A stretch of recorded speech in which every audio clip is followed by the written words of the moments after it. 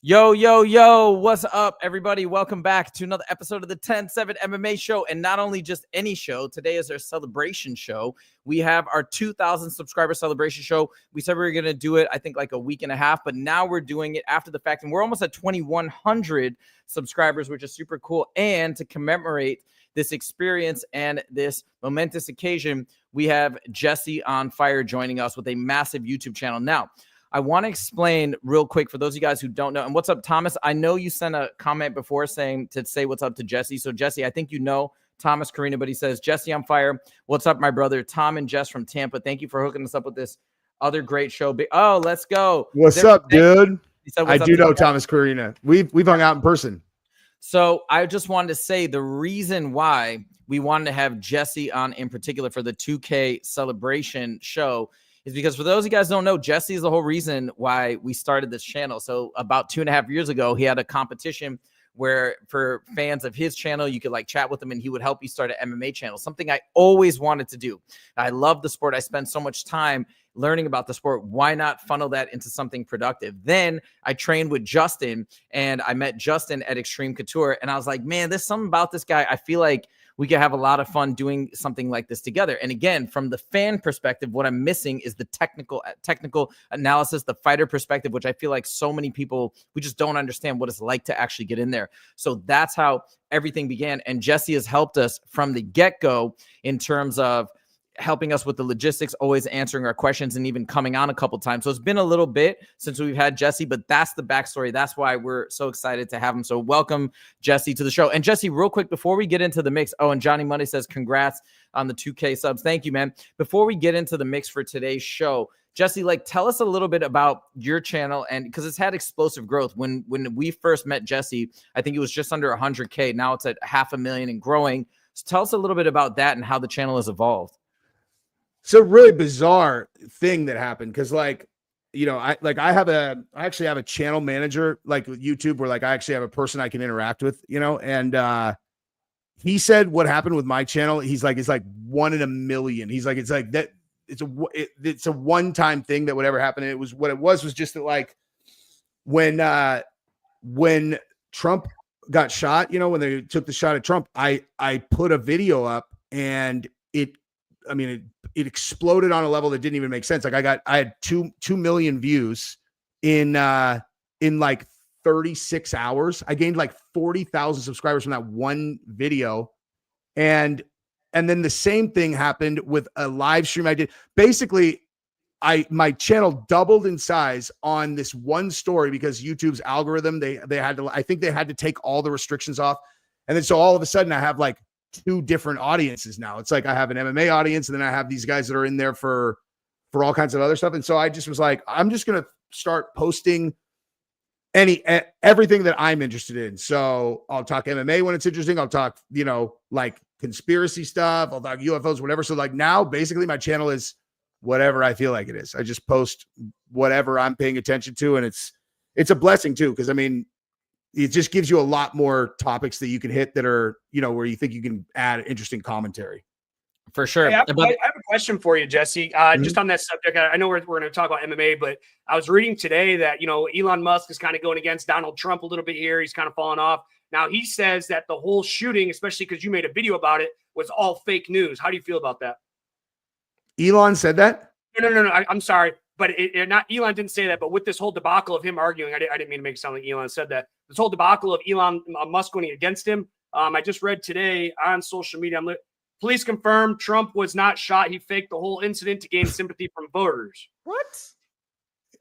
What's the source on that? I just was scrolling as we're waiting for Huzaifa. I haven't looked into it. I didn't know if you know anything about that. No, I don't. It's funny though. Gabrielle. So for me, where people get news, it makes a huge impact on what stories kind of pop out to them, because on YouTube, I get almost all my shit from YouTube, or I read the articles, because Instagram and social media, it's so easy to just say a thing and then people are they just start sharing it and it can go viral when it's based on nothing. Where if you make a video about something and talk for 10 minutes, you have to back that shit up. You know what I mean? Yes. So there's no chance that's true. Okay. There's no way that's true. because they would have. I mean, if it was, they would have definitely blown him up about it, when it happened, so that he didn't get any, got the opposite of benefit from it. But the thing with Elon is like, man, those guys, like, I don't know. I mean, I guess when you're the richest guy in the world and you own Twitter, you can do whatever the fuck you want. But like, I personally would not have done that. I mean, Trump's a fucking president of the United States, man. He's not a good enemy to have. You know what I mean? Especially when you were his friend 5 seconds ago.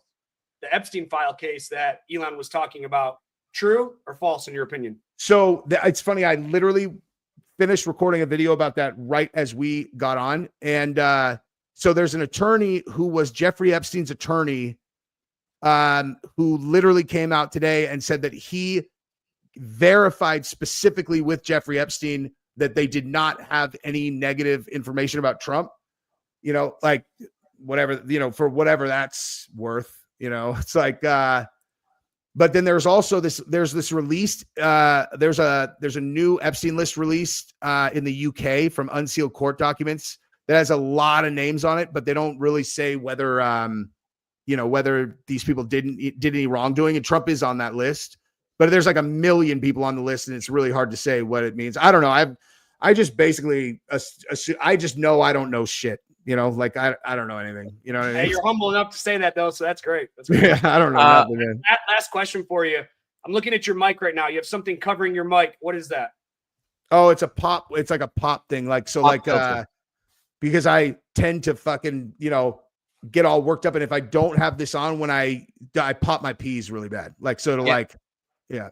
And those like crisp, like tuss. I can actually get you one of those too, Justin. I have like something like this that fits on. I used to have a pop filter external like that as well, but I put this on. Justin, you don't pop your peas really though. Like I've watched plenty of you on. You like, I've never heard you pop a pea actually, so you're good. Okay, that's good. Now, let's get into the mix. I know you talk about, as you mentioned, a wide breadth of subjects, but here we're going to talk about some good old fashioned MMA, bringing you back to your roots. And I got to say, I want to know off the cuff, because me and Justin have talked about this. I know so many MMA creators on YouTube are really upset with this card. I don't really understand it. I'm actually very excited for the main event. I am beyond excited for the co-main event. Kevin Holland's on the card, which I think he's always a really fun fighter to watch, and I'm curious to see how this continues to unfold for him. So I actually think it's a pretty interesting card. So Jesse, let me turn it over to you as our special guest. First and foremost, let's get into Sean O'Malley versus Merab. Now, I don't know if you want to make a prediction, but tell us about the fight, and are you excited? And if so, why? Oh yeah, I'm super excited for that fight. Really super excited. And I mean, basically, this is how I would break this down. Is like, so one thing that O'Malley has that makes him special is he's very dynamic. Like, he's a guy who has a lot of weapons. He has a lot of ways to fight. And I do believe that he is a person who is incredibly strategic in terms of game plans. I think, I think they train and kind of start really grooving in like a specific way that they're going to approach the fight. And Merab is incredible, dude. Like, he's incredible. The guy he's unreal. And I've actually heard that he fights on fight night way better than he does in the gym, which is, I think that's so fucking cool, dude. Like, those guys who just like, their level escalates when it really matters. That said, he doesn't strike me as a guy where, like, I don't think there's going to be anything super new to what it's a puzzle that people can't solve. Like, thus far, they can't solve that puzzle. O'Malley is the one guy, though, that I think fighting him a second time, where now he knows a lot more than he did before. He's been in there with him. The fight was closer than people gave it credit for, but I think O'Malley has a way better chance of winning this fight than he did in hindsight the last one. Because now he gets the game because what Merab brings is simple. Doesn't mean it's not incredible, but it's simple. So I think that O'Malley has a lot. Like, I mean, I think he's a pretty big underdog, isn't he? Plus 270 when I put money down. I think I'm gonna put some money on him then, because especially, like, you also got to consider that at the end of the fight, O'Malley hurt him, dude. Like, O'Malley hurt Merab. Now, Merab is an absolute fucking savage and fought through it, but he did hurt him, to where it's like, I would be shocked if a huge part of O'Malley's game was not trying to batter that body, dude. Because and the thing that I don't know, Justin, what do you think about this? Like, I feel like when you know the guy, like these guys, they know the guy they're fighting is a huge takedown threat, and then they're very challenging to deal with once they're on top, they fight so sparingly with kicks to where I'm like, I don't know if that's necessarily like the best approach, because, like if you're able to successfully kick their legs and slow them down a little bit, it nullifies their biggest weapon, but they're so concerned about getting taken down that they don't want to pull the trigger on kicks. I don't know. I just feel like if O'Malley he's got so many different kicks. Those guys with a Taekwondo background, dude, they have such an incredible array of kicks that they can throw that I feel like at least makes it a little bit more challenging for Merab to time one and then successfully take him down. I don't know. What do you think about that, Justin? Yeah, I agree with you 100%. I don't think he should get away from his kicks, but I think placing his kicks in better spots, not looking for body kicks. I think body kicks are not the way to go because Merab's so dynamic. He's in, he's out, he's left, he's right. That's going to set up some takedowns from Merab. But what we talk about when we're going against wrestlers or guys have game planned against me, because, coming up on the regional scene, I've talked to guys like, hey, what was your game plan against me? Because I'm never going to fight this guy again. So I'm always curious what their coach's thoughts were and this and that. Like, oh, well, we know you like that really good thigh kick. So we're waiting for you to throw that thigh kick and wing an overhand right or catch and go the overhand left. So my contrary of, instead of throwing a thigh kick, I'm going to go low line calf kick. And a lot of guys will start reaching for that. I can see Merab being very desperate. And if that low line calf kick, for one, he's going to take away his base. And for two, Merab starts reaching for that, I think it's really going to set up Sean's right hand. So I don't think negating the kicks, just choosing when and where to place those kicks is the most important part for Sean O'Malley in this matchup. Now, let me ask both of you guys a question in regards to the lack of kicks, because I saw that as well, too. But I was wondering, and both your opinions, let me go to Justin first, and then I'll go to Jesse. Justin, do you think that was because he was primarily worried about the takedowns, or do you think it was largely related to the labrum injury? I think it's because he's worried about the takedowns. I mean, nobody wants Merab on top of him. He's so fast. He's so explosive. And that's the thing with Merab. Is, we talked about this other show, and I didn't really talk too much about it because we ran out of time. But yeah, Merab doesn't get a lot of submissions because when you go for submissions a lot, and Jesse can probably attest to this, that's a lot of times when you lose position. If you'd rather just stand on top of guys, beat on guys, we start diving for arm bars, diving for chokes. We go for rear naked choke and we're on the back. We can fall off. Merab is an expert on position awareness and holding position. Yeah. All right. So, yeah, I don't think the labrum had much to do with it. I just think Sean didn't want to get taken down because once Merab's on top of you, he's not going to go for a lot of submissions. He's going to hold you in position and beat the crap out of you. And Sean's a smart guy. He knows that. So why give Merab just one more opportunity when he already has the opportunity to take him down and find himself on the bottom for the rest of the round? Yeah. And Jesse, can I turn it over to you to get your thoughts? And also, this is something that we've been talking about the last couple of weeks is how much did that labrum tear, that labrum injury and the labrum surgery, how much is that going to now impact Sean going forward? I'd love to hear your thoughts as well on that. I mean, that's just one of those things that, like, who knows? You know what I mean? It's like, I can't imagine anyone outside of his internal team has a really strong answer about that. But he's young.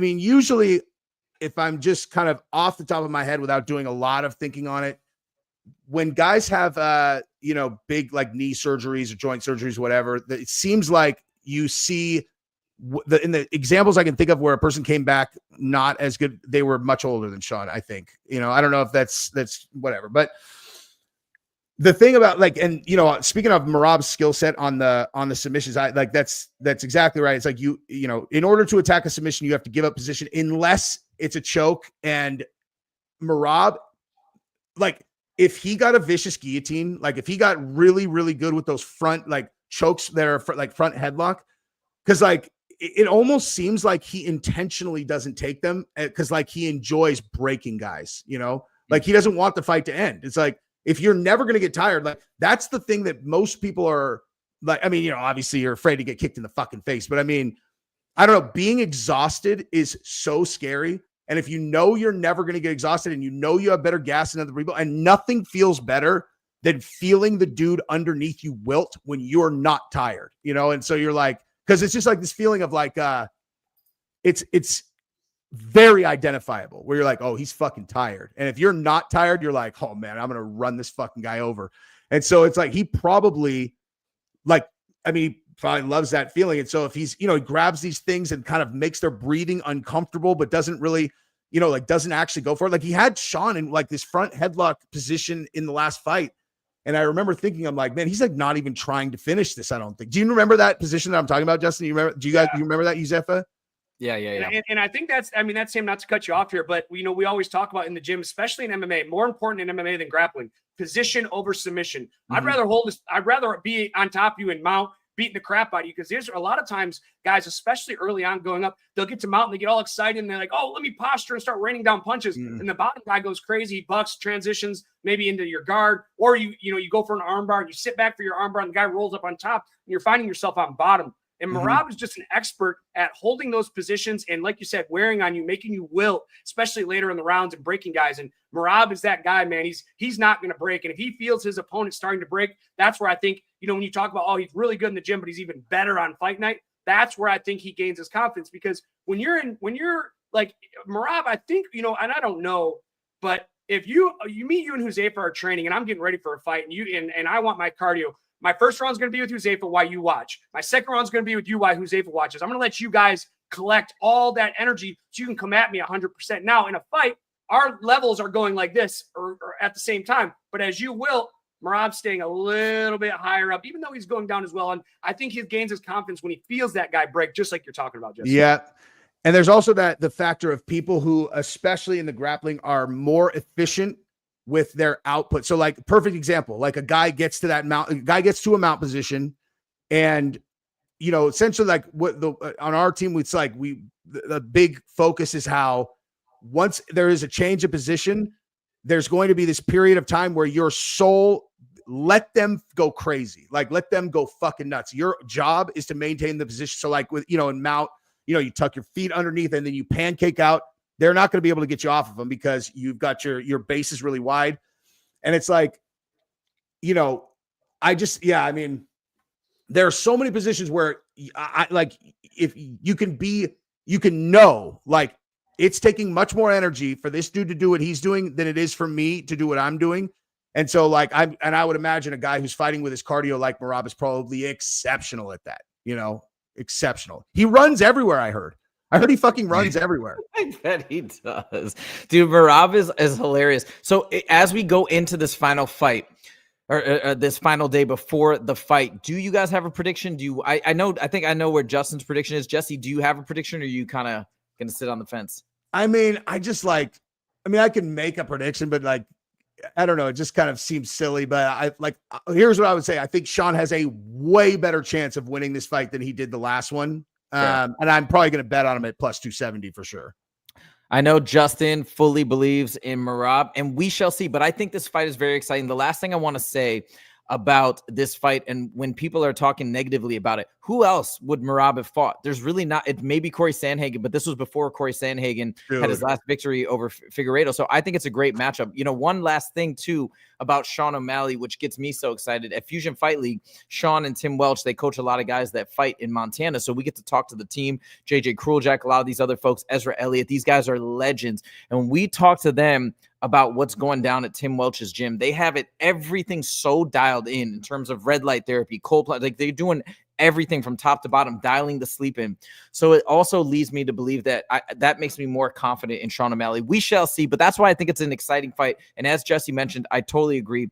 He's got a better shot this fight than last fight. All right, I just want to shout out a couple comments before we move on to the next topic. Elijah Carrium looks like a new subscriber, and he's chiming in. I want to tell you something, Elijah. You've been asking who Justin James is. This is Justin Guitar Hero James.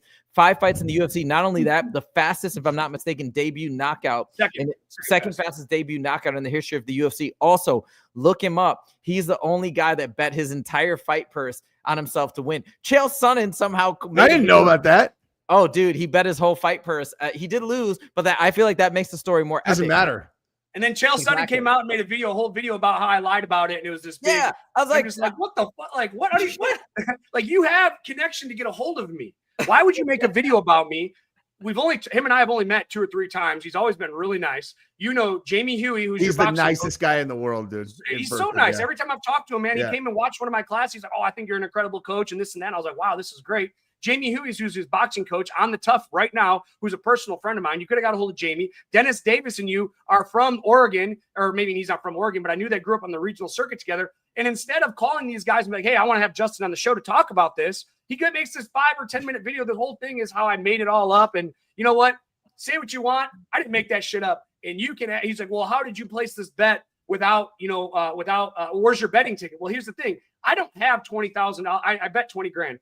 I don't have 20 grand laying around. So I put 5 grand in through Eric Nixick. I put 3 grand in through a bookie at the gym named TJ. I put 15 grand in through a guy named Aaron O'Rourke, professional sports bettor, who's been on the show that can verify this. Oh, I believe you, dude. It was just crazy that he came out, and I really want to get on his show and give him a piece of my mind about it, because he has all the tools to get a hold of me, to have me on his show and to question me and be like, hey, listen, I think you're fucking lying. Explain your story. And he didn't. And, the video had, 50,000 views or whatever it was. And it's like, man, all these people are going to take away the credit of who I am. But I live at the edge of my seat, dude. That 20 grand didn't make or break me. It's not like I needed that 20 grand to survive. I mean, it would be nice to have $20,000 more in my pocket right now, of course. But I'm not homeless because I lost it. And I don't know. I just really bummed about Chael. Huge fan of Chael. And for him to come out and make that video really bummed me out. We got a couple other comments I want to highlight here. Bobby Jones has been saying this throughout the stream, so I want to point it out. Is this real? He said Jon Jones called out Ngannou, and people are asking Justin. He's been calling him out forever. Like, they can't happen, won't happen, can't. Exactly. Yeah. It would be so good. But anyways, people are asking you, Justin, do you have any inside info because you trade with Ngannou? I'm assuming not, but I've only seen Francis maybe twice in the last couple weeks, 2 weeks. I don't have any inside information out about it, but when I saw Eric Nixick, who I saw this morning, I talked to Eric briefly, not about Francis. They're training at a different gym. I saw Francis training with Dewey Cooper. Eric was there with Dewey Cooper and Francis, and there was another guy. I can't remember who the fourth guy was. But as of right now, Francis isn't training for a fight, from my understanding. If he was, I'd see him sparring. When I do see him, it's mostly him sitting on the outside of the cage. And, I think he's going through a lot of personal turmoil right now with hitting the woman on the car. And from my understanding here is, I'll clear that up too. She died of a complications in the hospital. I heard that as well. The injury as well. So, man, it's still that I'm sure Francis still has his feelings about it, and I don't blame him for that. But that's such solid news, and I'm sure it makes him feel at least maybe a little bit better. But it's still a tragic story, of course. It's 100%. We got one question that I do want to highlight is for Jesse, and it's a great question, and I want to know the answer desperately, so I'm going to post it here. Swampy, the Swamp Rabbit, great question. Can we get a Khamzat versus Dricus early prediction from Jesse on fire? Let's pray Jesse agrees with me. Okay, go. So I think I'm going to bet on Dricus, and I'll tell you exactly why. I think Khamzat has one speed, and it is to fucking run guys over. His sample size is not small at this point, dude. He runs guys over. He goes 100% in the first round, fully expecting to be able to finish them in the first. And every time that he has not finished them in the first, he has been tired by the middle of the second and tired in the third. This is a championship fight. Dricus is one of the most well-rounded guys. Dude, Dricus fucking took on an entire team of Gracie black belts and ran all of them over and submitted all 5 of them consecutively. Like, he has tremendous grappling. And what you need is defense. Like, you don't need to win. I expect Khamzat to win the early grappling exchanges. What you need then is great defense. That's why in the Kamaru Usman against Khamzat fight, I think most people who have experience, with defensive jiu-jitsu, the takeaway that everyone was calling each other, after the first round, was like, that was fucking incredible. And they're talking about Kamaru, his ability to defend off Khamzat throughout that entire first round was unbelievable, dude. Khamzat was in position, to have the fortitude to defend against all of those different, looks that he was giving, stay composed and calm under pressure. That was really incredible. But Dricus, it's a fucking 5-round fight, dude. You burn out in the first, and you're looking at Dricus for another 20 minutes. He's going to fuck you up, dude. And so, listen, dude, I think it's either going to be Khamzat in the first or Dricus, period. That's my read. Okay. No, I've heard that a lot, but you are leaning towards Dricus? Yep.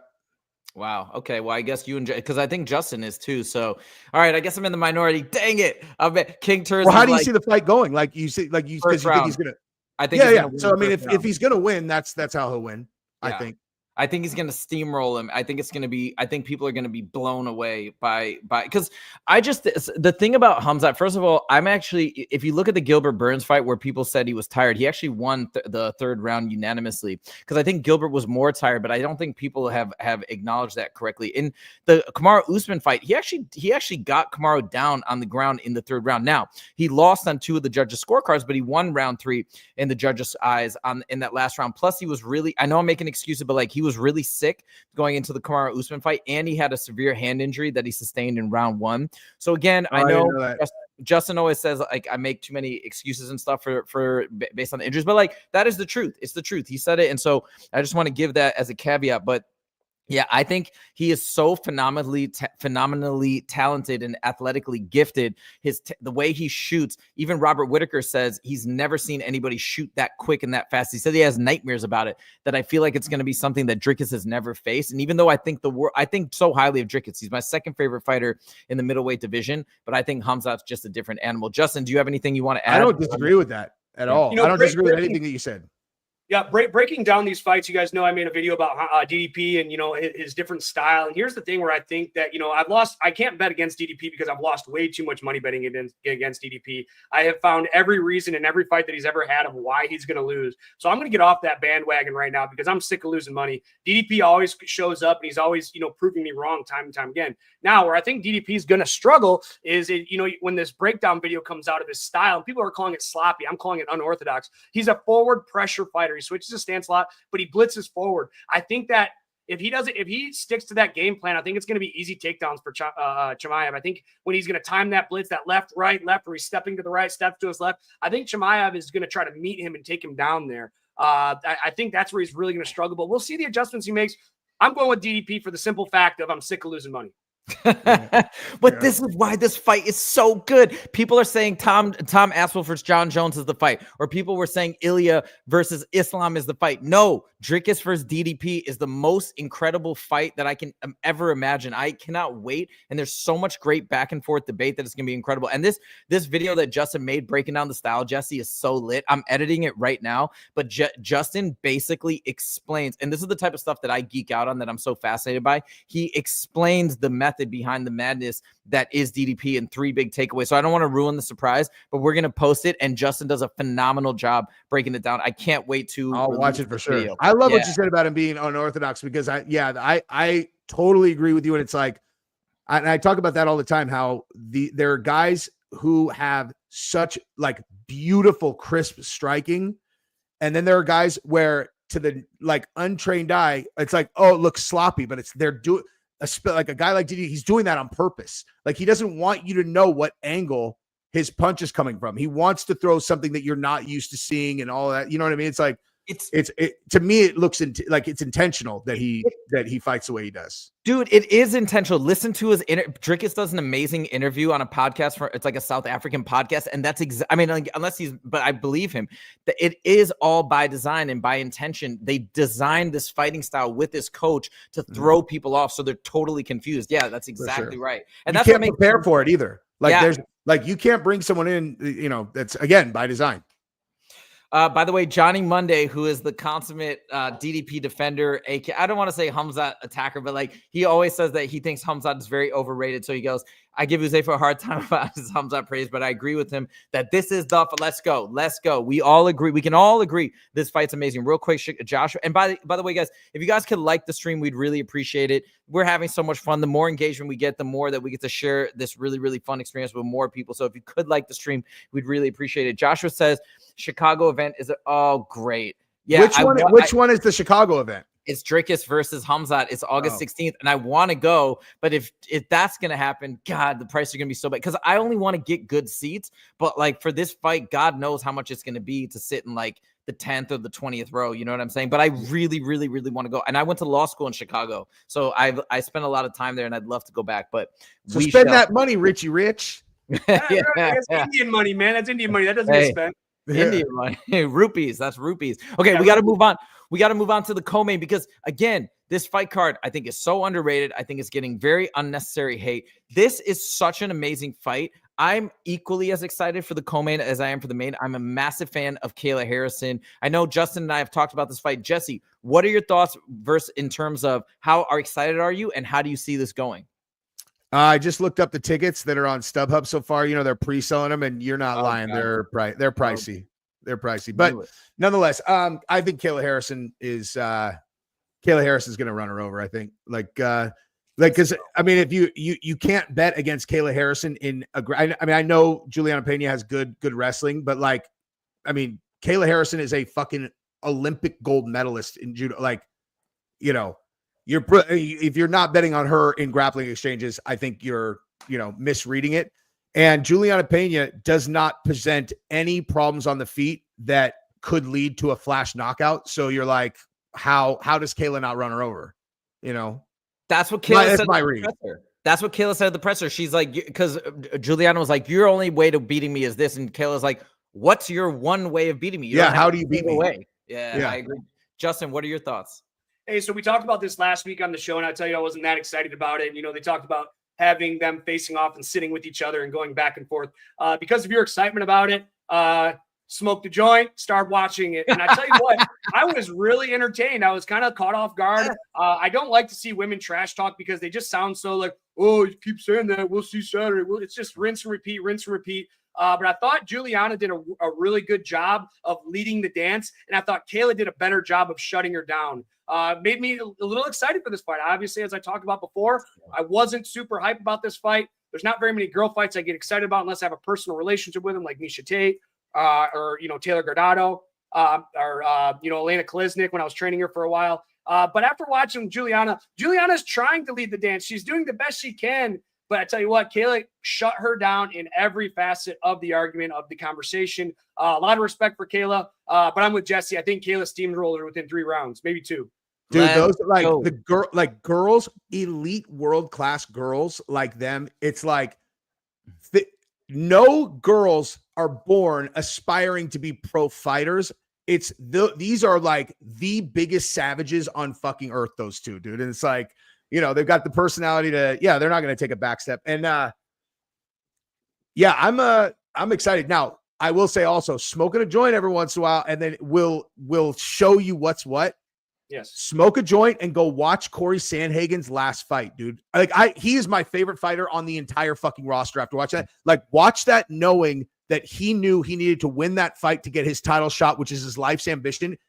I watched that and I was just like, my hair standing on end just thinking about it, actually. It's like, fucking smoke a joint, watch that fight, dude. It'll blow your, it's good, dude. Corey Sandhagen's a fucking savage, dude. I think so. And he's highly, highly intelligent. If you listen to his interviews, he's just so fun to listen to in terms of his perspective on fighting and breaking stuff down. And he's kind of like Justin in the respect that he wants the biggest challenges because his whole philosophy is like, challenge yourself, push yourself. This is not about, yes, he's going after accolades, but this is really a journey of self-discovery. And I feel like Justin has a similar philosophy. That's why he bet on himself to win that fight. That's why he jumped in the ocean and rode a whale, which was insane, and got on SportsCenter on ESPN back in the day. But anyways, this fight is so dope. I cannot wait. I can't wait to see how it unfolds. And by the way, I want to mention Kayla Harrison. The big obstacle that she had was, of course, making weight.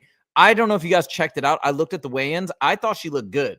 I thought she looked pretty chill. She didn't look super dehydrated, a little bit sunken in, but that's to be expected. So I'm feeling like Kayla is coming in ready to go, ready to rumble. It's going to be amazing. Okay, let's move it. She looks, when she makes that weight, she looks fucking chiseled, dude. Yeah, she does. That's true. But she looked healthy to me. I think so. It's I don't know. I'm very excited for tomorrow for that fight in particular. Okay, now we're moving on to Justin's favorite topic in the world, Jon Jones versus Tom Aspinall. I'm gonna go to the bathroom. You guys talk about this.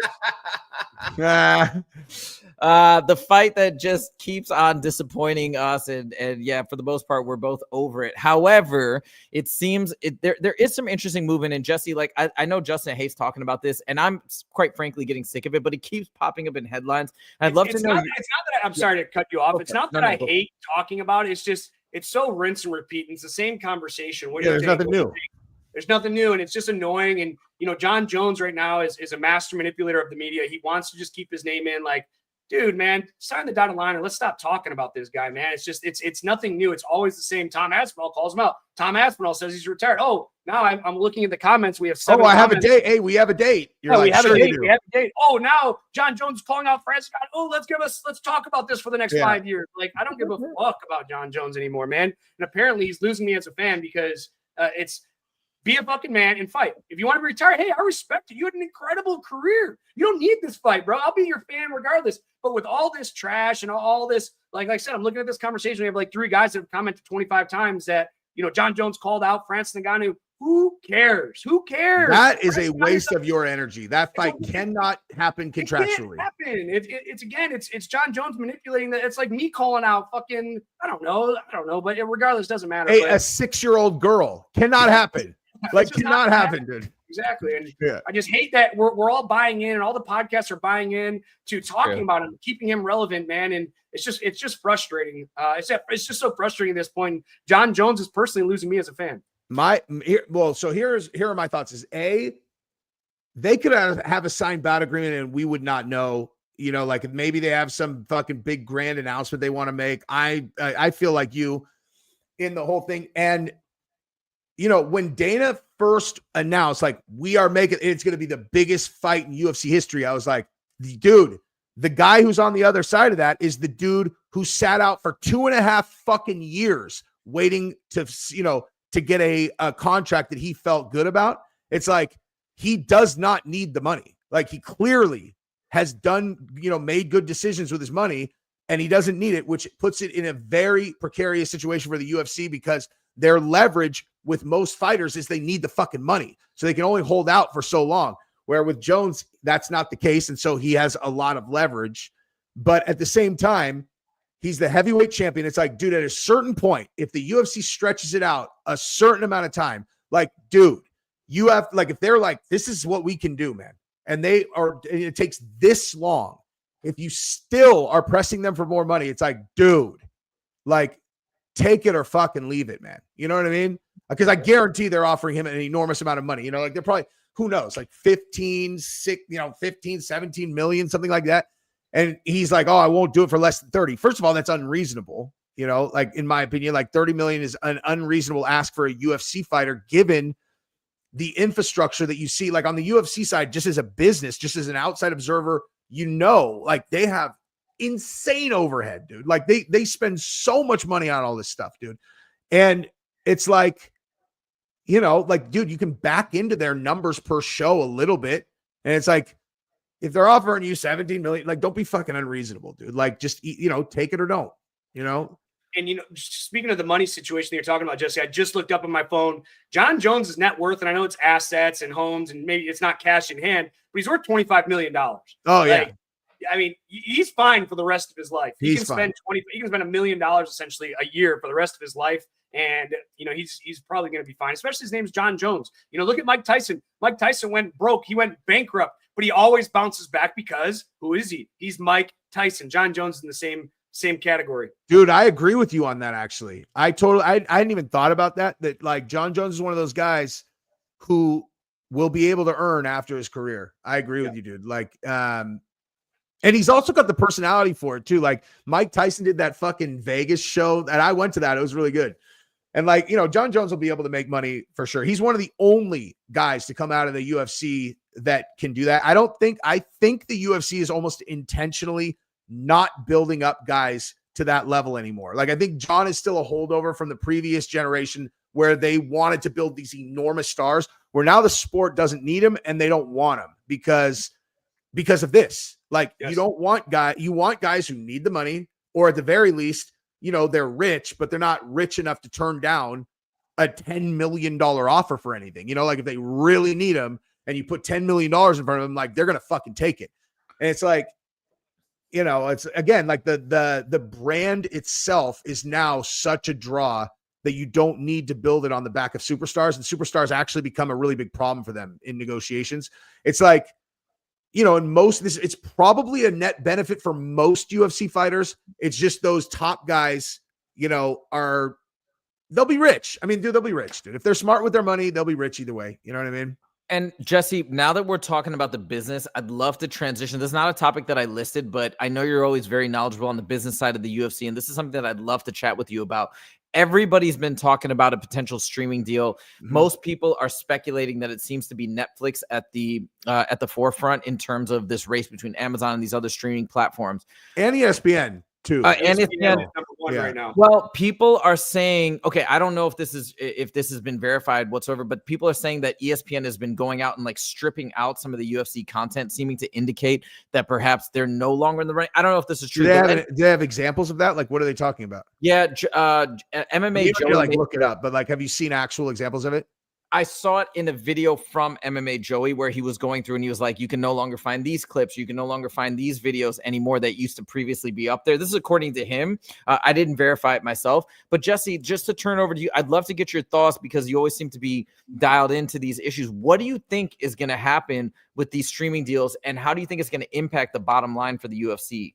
So that's an excellent question and a potentially very big impact depending on who they sign with, because the UFC is trying to get away from the pay-per-view model, of course, because the pay-per-view model is now broken irreversibly, because they have not figured out a way to combat the piracy. And it's like, it's so easy to steal the fights. Like, I pay for all of them purely out of principle. Like, I'm like, I run a business talking about the sport. I at least should have the fucking decency to pay for the fucking pay-per-views.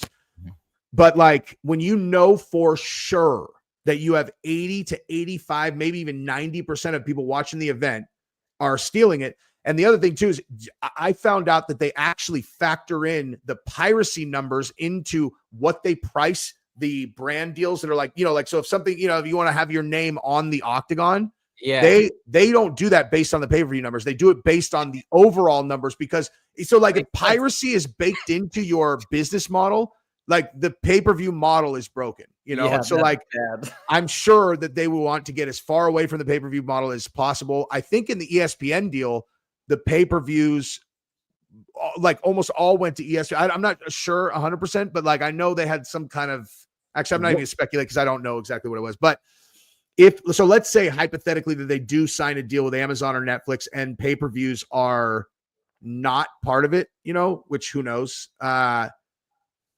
it's like, for the fans, I guess you would expect there to be like the incentive to put really vicious cards together goes down for the UFC. But I would assume that like the numbered events are going to be the ones where they, build up really great cards. But if you're not selling a pay-per-view, I guess the incentive changing could like potentially change what we expect from, numbered cards. But I know they're asking for $1 billion on the for the broadcasting deal. I've heard that. Yeah. Candidly, I have like a mediocre understanding of their business. I don't know. I have no idea if that's a big number, small number, whatever. It makes like that's outside my purview. But you got to. I mean, like if you think about the impact on ESPN though, like how many people are going to cancel ESPN Plus the fucking day after they lose UFC? I mean, they're going to lose 100%. A lot of business, dude. A lot. So what I heard about the ESPN deal and the arrangement and the structure, this was based on an interview. Somebody from ESPN, I believe, on Ariel Helwani show said that I believe that ESPN pays the UFC for the first like 300,000 pay-per-view buys. And I'm not sure beyond that if it's a split or if the overage goes to ESPN. So it's something along those lines. And then I think when they transition over to the streaming deal, as you mentioned, they want some sort of recurring payment. So I've heard the figure $1 billion thrown out, but like what I'm also interested in is I'm a big believer in the sport and in the UFC in general as a business and as the best platform to showcase mixed martial arts to the entire planet. I'm also of the belief that, and I continue to re-up and buy more TKO stock because I believe so much in this business and I love the sport so much. And I also believe that once it gets on a streaming service like Netflix or Amazon Prime or whatever it may be, once they get rid of the pay-per-view model, which I absolutely agree that it's dead and should be done, because I think there's way better ways to spread the sport. Once more people can access it and really see what it's all about, I think the sport could grow exponentially, even from as popular as it is right now. What do you think, Jesse? Do you think once they are now streaming it on Netflix that the sport is going to even like have another surge of massive growth like it did back when Conor? If it's on Netflix, I think it will. And my TKO stock as of this moment is up 91% from when I bought it, dude. I feel pretty fucking good about that, dude. And that bet was based solely on, I'm like, Dana wins always. Like, he always wins. What's the likelihood that his publicly, it's like that was it. That was my entire amount of research, and I bought in not small, and it's crushing. But I mean, like, a Netflix deal will definitely increase the visibility. Like, that's the one deal that will have that impact. If they sign with Amazon, I don't think it will. But if they sign with Netflix, it will. Dude, have you ever heard the numbers that the Jake Paul Mike Tyson fight did? Yeah. It's fucking unbelievable. It's like they beat the Super Bowl. Like, they had bigger numbers than the fucking Super Bowl. And it was a terrible fight. It was a terrible fight. Horrific. Like, imagine if they had Hamzat versus DDP streaming on Netflix. Oh my God. Or if they could get, it depends on how long because the casual people won't know them yet, they're like, they still, and that's funny. It's interesting that you bring that up because, like, at first they will actually need to lean on big stars initially. And then, Speaking of that, King Terzi asked a while ago, and he wanted me to ask this to you, Jesse. Me and Justin have talked about this already, but do you think this would be something that they would want to do? Like, what do you think? You would think so. That's just fucking a bird in hand, dude. Like, you got these two guys that, like, I mean, I know Nate wants to get back in the octagon, but like, just bring him in for just random fight makes no sense. But fucking A, dude, him against Conor part 3, that I can't even imagine the numbers that fucking that fight, I will pay whatever to be in that building. And there's going to be a fucking big number. Right. All right. Well, a lot of fun. Look, this is the thing. And I want to say this too. People have been saying, I don't know. I've heard Demetrius Johnson say that maybe MMA is in a recession. I've heard people say, I don't know if I believe it, whatever. There may be some hints of truth there, but to me, I feel like the sport is still on fire. I feel like people are overlooking all these great fight announcements, and we got this streaming deal on the horizon. It's incredible. So I'm very excited about what the future has in store. There's a couple more topics before we wrap up on the show. By the way, just commenting on that real quick. I just wanted to say, I think DJ comes from the generation that we came up in also. And I think he is holding the current UFC to the standard of before. And I think what they're doing is intentional, like we talked about, like, because the absence of enormous stars will make the sport feel smaller to people like who came up, during the Conor, Ronda, Brock Lesnar era. And I think I think it's an intentional thing is my hypothesis. I think so too. I mean, everybody talks about the fact that the UFC no longer wants stars and so on and so forth. So I do believe it's intentional, and it gives them more control, and it makes sense. I'm fine with it as a more of a dialed in fan, because I still have to me, people like Hamzat and DDP are big stars, but I understand outside it's not that case. By the way, one random thing I wanted to ask you about, Jesse. It was just announced, and you and MMA Guru, I know, have done some streams together and are friendly and stuff like that. But it was just announced that MMA Guru is now starting a monthly show with Demetrius Johnson, Mighty Mouse. Did you hear about this? Nice. Yeah. That's awesome. So they did one podcast together, and it was an amazing podcast. But the two of them going back and forth, it's really good. So they're starting that very soon. But I know for people who consume a lot of MMA YouTube content, I'm very excited about that. Can't wait to see as that comes to fruition. I love it, dude, because Guru and I came up at the same time, and it was, when we were going to do our show, it was funny. Like, I tried to explain to him, like, we're not competition. He's like, but we are. I'm like, no, we're not actually. Because if you have to know where we're trying to get to know whether we're competition. I was always trying to get to exactly where I am right now, which was, I knew, like, I had big aspirations for where I was going to land, and you can't get to where I want to go in a niche topic. Like, I had to expand into things that everyone pays attention to. Mm-hmm. And Guru is doing and Guru is now straight up mainstream MMA commentator, one of the biggest in the game. And like, so we actually both, and this was the reason I love this story is because it was years ago, like three years ago or whatever. Yeah. And we both ended up exactly where we were targeting going. But I was right about us not being competition. I was correct about that. Well, also you guys did a stream together, and I remember because I knew you already at this point, and so you guys did a stream together, and it was so magical because like the thing about MMA Guru, the reason why Jesse and MMA Guru were so good, Justin, just to like key you in on this is MMA Guru says like crazy stuff, right? And he's really funny and he's got really good impressions. And the thing about when him and Jesse did it together is you get to see Jesse reacting in real time to some of because normally on his streams, you don't see, it's just him talking and saying crazy stuff and the chat's responding. But then you get to see Jesse just like cracking up and be like, oh my God, like the combination of the two is so perfect. But It's also because I think he's funny and he thinks I'm funny. And so it's so like, it's fans of each other. It was a good mix. And anyways, I'm just excited to see him do more collaborations. I'm still I just love seeing everybody win, dude. And that's a big win for him right there, dude. Yeah. Because DJ has a fucking massive show. DJ's so good. He's so good on YouTube. He's amazing. We got a couple more topics I want to talk about. I know we're running low on time. And Jesse, first of all, I want to say thank you because I know you stayed on way longer than I thought you had to go in 30 minutes. I really, really appreciate it. And if you My kids are chomping at the bit downstairs, but we're good. Okay, really quick. Let's just do one last topic. There's one last thing I want to talk about. This is a fight that I don't know if anybody else feels the same way, but I'm really, really excited. Now, I watch what's their podcast called? The Pound for Pound. I watch the Pound for Pound podcast all the time. Kamaru Usman, Henry Cejudo. It's a great show. I think it's phenomenal. They just were talking about Kamaru's matchup against Joaquin Buckley. I'm very curious about this.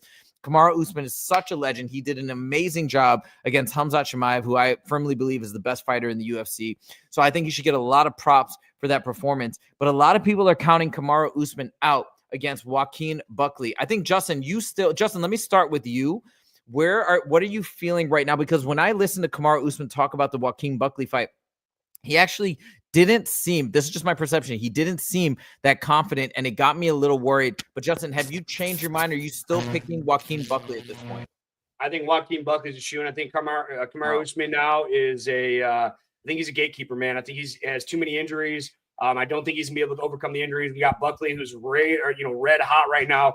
Handled Colby Covington. We watched it after one of our shows. Joaquin Buckley is a really good, motivated 170-pounder. You got to look at what Kamaru Usman's motivation is. He's going to have to win like 3 or 4 fights to even be considered for a championship. And with the injuries he's had, especially his knee injuries, like what is his motivation? I think Usman's in there for a paycheck. I think he's going to find ways to survive. I think he's going to be fighting a style where he's not trying to win. He's trying not to lose, if that makes sense. We talk about that a lot of guys, especially in their career. I'm guilty of it. I find myself in compromising positions in fights, and it's like, fuck, man, what do I got to do just to survive this? I think Usman's going to be in the same position, man. He knows he's not going to be the champ again. Again, I think he's sitting there collecting checks. I think Buckley's hungry. I think he's motivated. I think Buckley wants to make his way to a championship fight, and Usman's the way to do it. Dude, Buckley's not a bad bet to win the championship either, dude. Like, he's a fucking beast. He's scary, dude. Yeah, he's scary. I think I want the fight I want, and I agree with everything Justin said. I don't even have anything to add to that. Like, but the fight I want to see Gary against fucking Buckley, dude. And that'd be good too. That's a tough fight for Buckley though, dude. That's a tough fight for Buckley. Gary's my pick. Like, I think Gary's going to get it done. I think he's going to be the champion, but we'll see. They could both end up being champions. I agree. I think Gary would have the edge. And I think one of Gary's best attributes, which he says himself, is his fight IQ. I think he strategizes super well. I thought he did a great job against Carlos Prates. I don't even know why he took that fight. That was crazy. Justin, you even said, like, why is he choosing to fight Carlos Prates? But I think that's a testament to how tough Ian Gary is. People say so many negative things about him, but at the end of the day, he's probably one of the most dyed-in-the-wool fighters that you can find in that division. But coming back to Kamaru Usman, maybe I'm in the minority. I just believe you very well are probably right, Justin. But I just think, man, he was so dominant for so long, and he's so good, and he still look good against Khamzat Chimaev. I feel like he can come back and get it done, but I guess we shall see. And I think that's the guy that's in Kamaru's position never wins this fight, though. They just never do, Just basically like how long he's been out, the fact that he's like the guy who had this crazy good run, lost a couple, and then they put him in this really big fight against the young fucking dog. The only time I've ever seen that happen that I can think of is Volkanovski against Diego, but but that was for a title.